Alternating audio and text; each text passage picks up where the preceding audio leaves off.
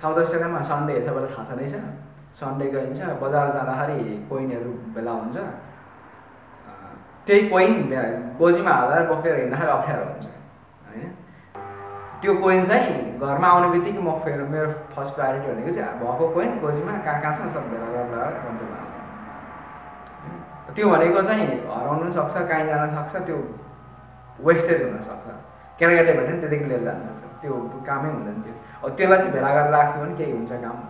अनि फाइनली एक वर्ष अलिकति बढी होला सायद त्यो भनौँ होइन, त्यस्तो धेरै भयो कलेक्सन गरेँ मैले एक वर्षमा सायद।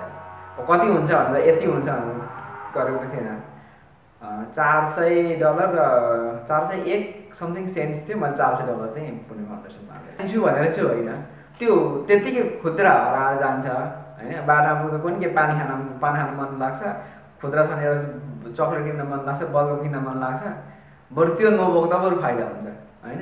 त्यहाँ राखिसक्यो भने भेला भयो भने केही काम दिन्छ नि त एन्डिङमा भनेर त्यहाँ हालेको मात्रै हो। खालि ठुलो उद्देश्य केही पनि होइन त्यो सुरुमा चाहिँ। पुण्य फाउन्डेसनलाई मात्रै होइन, म अरू संस्थालाई पनि दिन्छु। UNHCRमा डोनेट गर्छु होइन, क्यान्सर अस्ट्रेलियामा डोनेट गर्छु, रेड क्रस अस्ट्रेलियामा डोनेट गर्छु। त्यो मन्थली डोनेसन गइरहन्छ त्यहाँनिर, तर थोरै छ त्यस्तो होइन।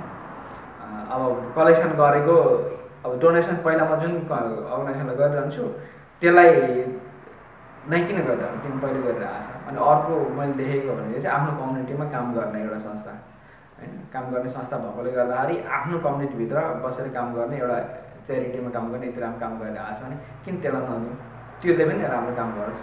मेरो $2-4 एड गर्दाखेरि केही राम्रो काम हुन्छ भने त्यो राम्रो हो भन्ने खालको हिसाबले चिने जानेको नजिकको आफ्नो कम्युनिटीको भनेर मैले एड गरेको। त्यसलाई मलाई के विश्वास लाग्छ भने जसले राम्रो काम च्यारिटीबाट उठाएको पैसा म भन्न अब साह्रो परेका होइन, अप्ठ्यारोमा रहेका अथवा भन्न चाहिने निडीहरूलाई दिन्छु भनेर सुरु गरेर चाहिँ उसले त्यहाँ दिन्छ होला भन्ने मेरो विश्वास हो।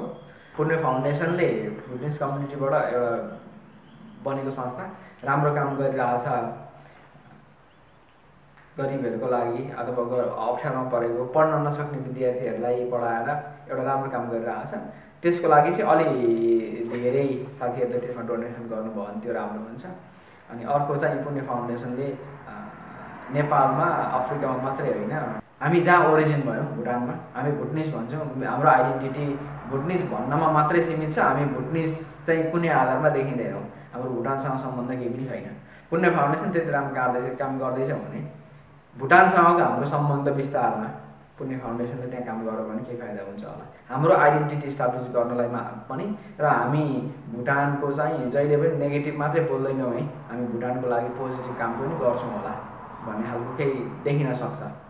त्यसको लागि त्यहाँतिर छिर्न खोज्यो भने त्यो राम्रो हुनसक्छ, त्यो मलाई थाहा छैन। तर जति पनि काम गरेछ मैले सोचेभन्दा धेरै राम्रो काम गरेछ हाम्रो भुटनिज कम्युनिटीमा। सायद यति राम्रो काम हुन्छ कम्युनिटी लेभलमा भेला भएर भन्ने कुरो आई नेभर बिलिभ द्याट भन्, त्यो हुन्छ होला भन्ने मेरो सोचाइमा थिएन। कहिले त्यति राम्रो काम गरिरहेको छ भने त्यहाँभन्दा माथि मेरो सजेसन के हुनसक्छ। हुन्छ, धन्यवाद।